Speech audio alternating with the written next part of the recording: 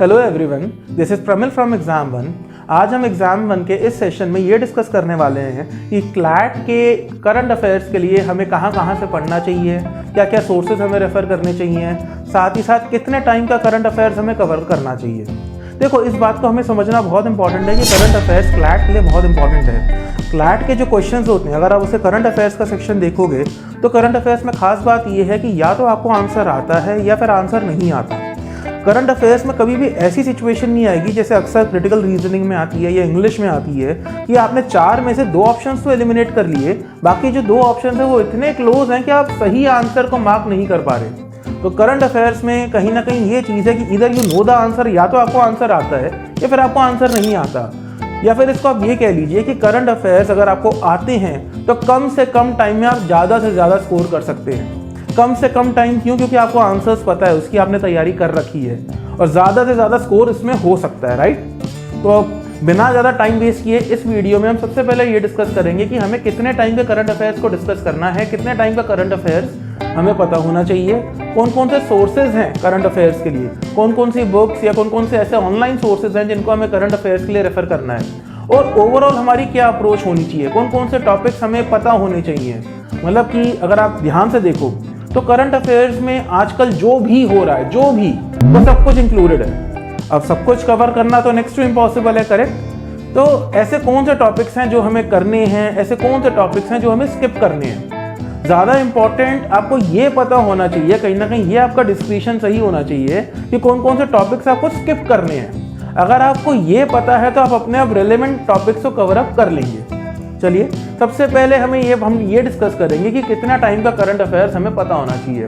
देखिए, जब भी आपका एग्जाम होता है, एग्जाम आपका दिसंबर के महीने में होता है, राइट। तो अभी दिसंबर 2024 में आपका एग्जाम होने वाला है, तो उससे 12 महीने पहले तक के करंट अफेयर्स आपको उसका आइडिया होना चाहिए। कहीं ना कहीं आपको एक अच्छा फेयर आइडिया होना चाहिए कि भाई क्या क्या हो रहा था, क्या क्या इवेंट्स हुए, और उसका आपको अच्छा थोड़ा डिटेल्ड मैनर में पता होना चाहिए। तो अगर हमसे कोई ड्यूरेशन पूछेगा तो हम 12 महीने के करंट अफेयर्स हम कवर करेंगे। ओके, दूसरा इंपॉर्टेंट क्वेश्चन जो आता है वो ये आता है कि सर हम कौन कौन से सोर्सेज से करें। सोर्सेज में प्रॉब्लम ये आती है कि अक्सर बच्चों को, स्टूडेंट्स को ये लगता है कि सर करंट अफेयर्स बहुत वाइड है तो सारा तो कवर हो ही नहीं सकता।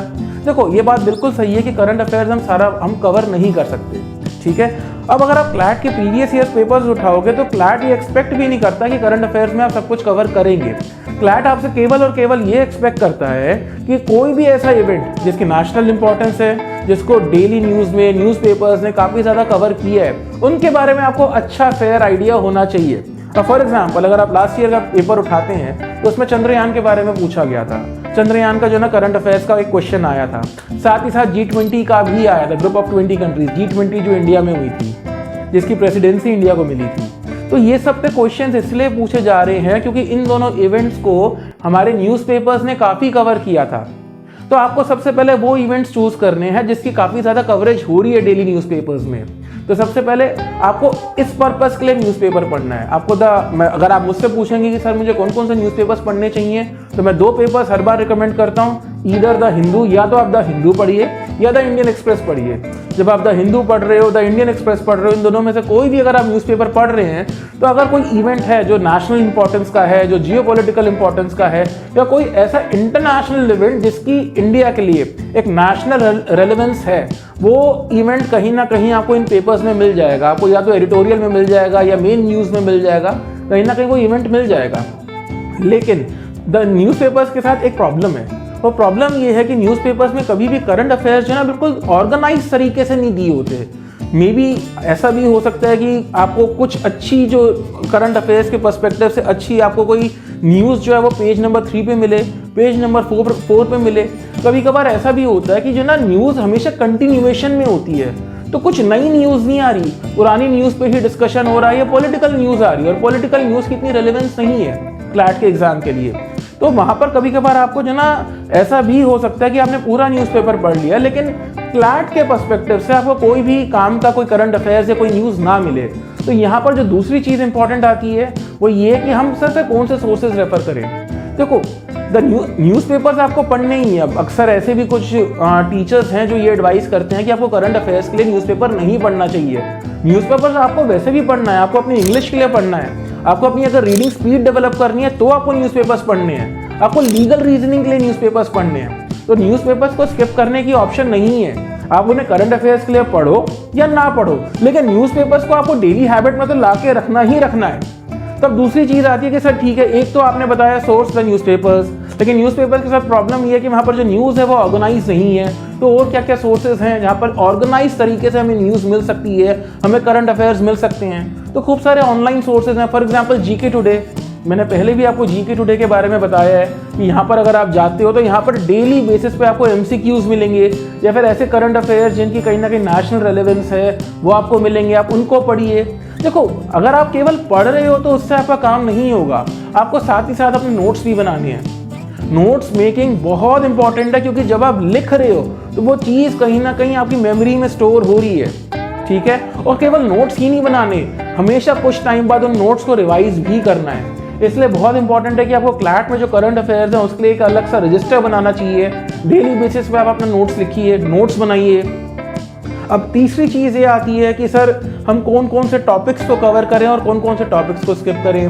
कोई भी ऐसा टॉपिक जिसका नेशनल रेलेवेंस है। अब छोटा सा एग्जांपल, जैसे आजकल अगर हम अपने न्यूज़पेपर्स को डेली बेसिस पे देख रहे हैं तो इलेक्टोरल बॉन्ड्स पर काफ़ी डिस्कशन हो रहा है, काफ़ी एडिटोरियल्स आ रहे हैं, राइट। तो इलेक्टोरल बॉन्ड्स बहुत इंपॉर्टेंट हो गए। इलेक्शन हमारे सामने है तो कहीं ना कहीं इलेक्शन कमीशन भी हमारे लिए बहुत ज़्यादा इंपॉर्टेंट हो गया। ओके, ईवीएम्स हमारे लिए बहुत इंपॉर्टेंट हो गए। हमें पता होना चाहिए कि ईवीएम स्टार्टिंग में सबसे पहले कब आए थे, क्यों लाए गए थे। वो पेपर बैलेट जो हमारा पहले पुराना वाला तरीका था उसमें प्रॉब्लम्स कहाँ आ रही थी, क्यों हम ईवीएम्स में लाए गए थे, और कहाँ कहाँ कब कब ईवीएम्स को चैलेंज किया गया है कोर्ट्स में, और कोर्ट्स ने एक्चुअली में कहा क्या है। ये सब चीज़ें आपको पता होनी चाहिए। हमारे चीफ इलेक्शन कमीशन में 3 मेंबर बॉडी है। ये हमारा जो इलेक्शन कमीशन है बेसिकली वो 3 मेंबर बॉडी है। अभी इसमें एक सेकंड मेंबर थे, मतलब 3 में से 2 ही मेंबर्स थे अभी, और सेकंड मेंबर ने अभी रेजिग्नेशन दिया है। तो थोड़ा सा आपको फेयर आइडिया जो ना इलेक्शन कमीशन के बारे में भी होना चाहिए कि इलेक्शन कमीशन कौन है, क्या है, कॉन्स्टिट्यूशन में कौन से आर्टिकल में है, इसका आपको हल्का फुल्का न्यूज़ पता होना चाहिए। और जीके टुडे ऑलमोस्ट सारा कवर अप करता ही करता है। तीसरी चीज़ ये भी आती है कि सर अब हमने करंट अफेयर्स भी पढ़ लिए, ठीक है, कहीं ना कहीं हम डेली बेसिस पे अपने नोट्स भी बना रहे हैं। अब आगे हम और क्या कर सकते हैं? देखो, आपको जो ना केवल करंट अफेयर्स तो करना ही करना है। करंट अफेयर्स एक डायनामिक जीके है, और डायनामिक है, वो डेली बेसिस पे चेंज हो रहा है। एक होता है स्टैटिक जीके। स्टैटिक जीके में फॉर एग्जांपल आपका हिस्ट्री आ गई, ज्योग्राफी आ गई, हमारा जो नेशनल मूवमेंट रहा है, महात्मा गांधी जी का ने जो जो मूवमेंट्स चलाए हैं, जैसे quit India movement, civil disobedience movement, उसका क्या क्या रोल रहा है, तो वो सब हम कहाँ से कवर करें। तो देखिए, एक पियर्सन की बहुत अच्छी बुक आती है जीके के लिए, जीके मैनुअल। साथ ही साथ ल्यूसेंट की बुक आती है। ल्यूसेंट की बुक अक्सर वो स्टूडेंट्स रेफर करते हैं, वो एस्पिरेंट्स रेफर करते हैं जो एसएससी की तैयारी कर रहे हैं, सीजीएल के लिए प्रिपेयर कर रहे हैं। ये दोनों बुक्स आप कवर कर सकते हो और इसमें आपको काफ़ी अच्छा आइडिया हो जाएगा। मोस्टली जो भी आपका जो स्टैटिक जीके है वो आप ल्यूसेंट से या पियर्सन से कवर कर सकते हो, वहाँ पर आपको फेयर आइडिया हो जाएगा, ठीक है। अब आपने पहला जो हमने टॉपिक डिस्कस किया था वो था हमारा न्यूज़पेपर, जिसमें मैंने कहा था बहुत अनऑर्गेनाइज्ड होता है। दूसरा मैंने आपको एक ऑनलाइन वेबसाइट बताई जैसे कि जीके टुडे हो गया, यहाँ पर आपको स्ट्रक्चर्ड तरीके से मिलेगा। तीसरा होता है कि जो हम क्लासेस लेंगे ऑनलाइन, आपकी क्लासेस यूट्यूब पे आपके एग्जाम वन के चैनल पे क्लासेस होगी, जिसमें जो ना हम डेली बेसिस पे जो आपके करंट अफेयर्स हैं वो डिस्कस करेंगे, और साथ ही साथ क्लैट में किस तरीके से क्वेश्चन पूछा जा सकता है हम वो भी डिस्कस करेंगे। देखो, एक इंपॉर्टेंट चीज़ है, क्लैट में जीके नॉर्मल जीके वाले फॉर्मेट में क्वेश्चंस नहीं पूछते। वो पहले आपको एक पैराग्राफ देंगे और उसके नीचे क्वेश्चंस होंगे। लेकिन यहाँ पर जो आपका करंट अफेयर्स वाला सेक्शन है उसमें आपकी अप्रोच इस तरीके से होनी चाहिए कि आपको पूरा पहले पैराग्राफ नहीं पढ़ना, आपको सीधा क्वेश्चंस में आना है। मोस्टली क्वेश्चंस आपको ऐसे मिलेंगे कि जो बिना पैराग्राफ पढ़े भी आप सीधा आंसर कर सकते हो। लेकिन इन केस अगर आपको कोई ऐसा क्वेश्चन लग रहा है जिसमें आपको पैराग्राफ को दोबारा, पैसेज को दोबारा रेफर करना पड़े, उस केस में आप पैसेज को दोबारा रेफर कीजिए। देखो, कहने का मतलब ये हुआ कि यहाँ पर थोड़ा सा स्मार्ट वर्क चाहिए। और फॉर एग्जाम्पल अगर लीगल रीजनिंग है, इंग्लिश कॉम्प्रिहेंशन है, तो वहाँ पर आपको पहले पैसेज ही पढ़ना पड़ेगा। आप सीधा क्वेश्चंस पे जंप करोगे तो आप आंसर नहीं कर पाओगे। लेकिन वहीं अगर करंट अफेयर्स है तो वहाँ पर आप सीधा क्वेश्चंस पे आइए। आपको ऐसे क्वेश्चंस मिलेंगे जिनका आंसर आपको पैसेज में नहीं मिलेगा, आपको पता होना चाहिए। लेकिन इन केस अगर आपको आंसर नहीं मिल रहा तो आपको बहुत स्मार्टली पैसेज को रेफर करना है, आपको स्किप करना है कि ठीक है इसमें नहीं मिल रहा है, इसमें मिल रहा है। तो कुछ ऐसे भी क्वेश्चंस होंगे। ओवरऑल करंट अफेयर्स एक स्कोरिंग सेक्शन है, लेकिन करंट अफेयर्स के साथ प्रॉब्लम बताऊं क्या है, प्रॉब्लम ये है कि करंट अफेयर्स आपको थोड़ा थोड़ा डेली बेसिस पे करना है। आपको डेली बेसिस पे अपने नोट्स बनाने हैं, डेली बेसिस पे आपको जो अब हम यूट्यूब पे अब आने वाले टाइम में क्लासेस रखेंगे, आपको हम आपसे कंटेंट शेयर करेंगे, वो कंटेंट आपको देखना है, आपको यूट्यूब क्लासेस देखनी है, तभी जाके आप करंट अफेयर्स में जो ना थोड़ी मास्टरी कर सकते हो। एंड स्टार्टिंग में ये डिफिकल्ट होगा, स्टार्टिंग में पहले हफ्ते आपको थोड़ी सी डिफिकल्टी होगी डेली बेसिस पे अपना आपको नोट्स बनाने में, but after 2-3 months you will get used to it. आपको इस चीज़ की आदत भी हो जाएगी and what you will feel is that you are actually becoming a part of every conversation. अगर कोई भी डिस्कशन हो रहा है किसी भी चीज़, चाहे वो पॉलिटिकल डिस्कशन है, चाहे वो इकोनॉमिक डिस्कशन है, you will be a part of it and you will be able to contribute in that discussion in a very meaningful manner. आप उस कॉन्ट्रीब्यूशन का उस डिस्कशन का एक बहुत ही मीनिंगफुली आप कॉन्ट्रीब्यूट कर पाएंगे। तो मेन ये है कि आपको करंट अफेयर्स की तैयारी एक दिन में नहीं होगी। करंट अफेयर्स की जो तैयारी है वो एक प्रोसेस है। कहीं ना कहीं करंट अफेयर्स की जब आप प्रिपरेशन कर रहे हो तो वो आपको एक रूटीन में लेके आना पड़ेगा और उसी तरीके से करंट अफेयर्स की तैयारी होगी। Thank you.